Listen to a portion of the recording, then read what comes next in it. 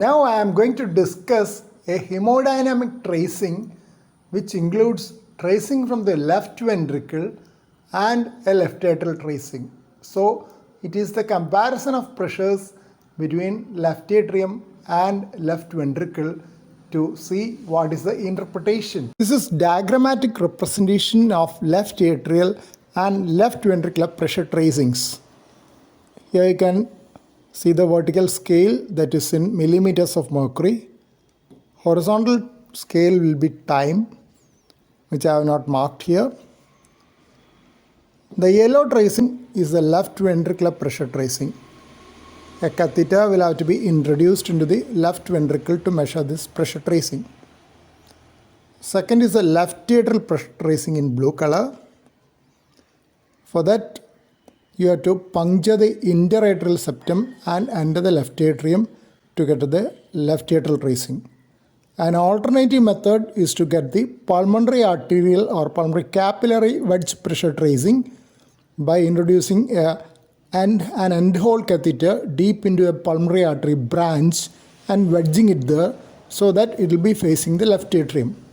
But there will be some phase difference, time difference between left atrial tracing and pulmonary arterial wedge tracing. Here you can see the A wave in left atrial tracing just before the systole. This is due to atrial contraction. This is the C wave which occurs during ventricular contraction, and this is the V wave in the left atrium. These are the waves seen here. Now we will concentrate on the diastolic pressure tracings, that is the left atrial versus left ventricular diastolic pressure. You can see that left atrial pressure tracing is a higher level, left ventricular diastolic pressure is lower. So a gradient in diastole means when the mitral valve is open, there is a pressure difference between left atrium and left ventricle. Left atrial pressure is high. Usually they almost equalize soon after the mitral valve opens because of the rapid flow into the left ventricle. This gradient has been marked here. If you mark like this, you can take the mean gradient.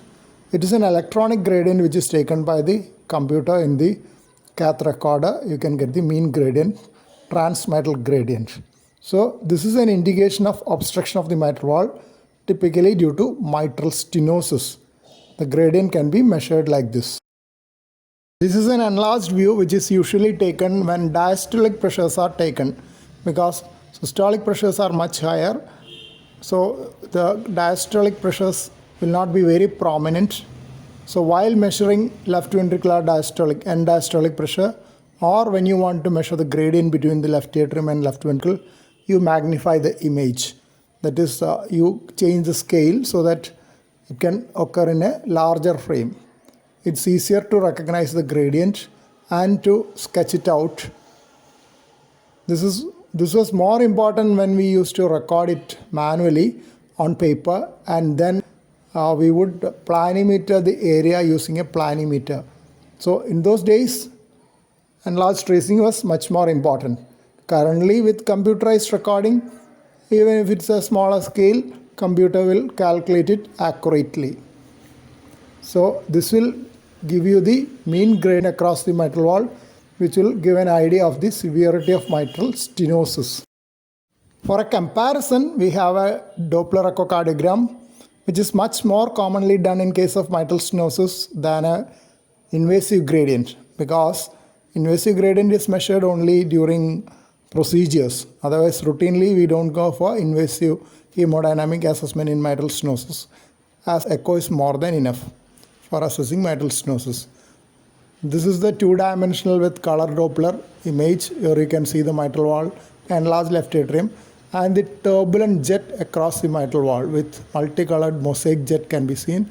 And this is the Doppler cursor which has been put. And this is the continuous wave Doppler recording.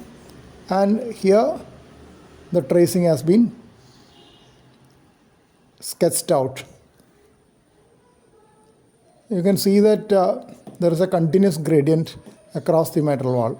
Normally when you take a mitral Doppler, you will get an E wave, then an A wave. Between that there will be a gap. That is because of diastasis, equalization of pressures of the left ventricle and left atrium in diastole, which does not occur in mitral stenosis. There is always a gradient, continuous gradient is there.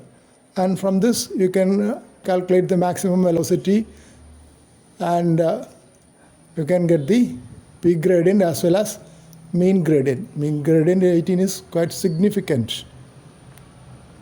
In this case, they have calculated the mitral valve area by pressure half time method as 0.58 square centimeter, which will correspond to severe mitral stenosis.